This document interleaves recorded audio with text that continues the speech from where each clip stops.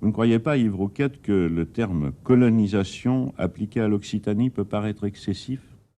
Enfin, ça dépend de ce qu'on appelle la colonisation. Si vous estimez que un peuple qui a été conquis par les armes, au XIIe siècle, c'est vrai, au début du XIIIe,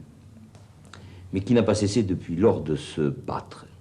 avec des révoltes ouvrières, des révoltes paysannes, avec des mouvements aussi colossaux que 1907, ou que les grandes grèves de Decazeville, ou que l'opposition girondine, enfin tant de choses. Un peuple ensuite qui est, à l'heure actuelle, privé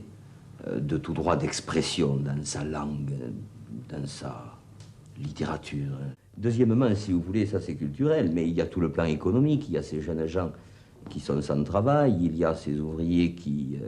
sont obligés de s'expatrier, il y a l'aménagement ou le déménagement du territoire, comme on voudra, qui se fait de telle façon que l'Occitanie se vide de ses forces vives. Et si le mouvement occitan, au point de vue culturel, politique, enfin tout ce que vous voudrez, littérature, étant aujourd'hui en avancée, c'est parce qu'il se greffe qu'il il prend sa position par rapport à une liquidation du pays dans sa totalité en tant que tel. C'est là, si vous voulez, ce qui est nouveau.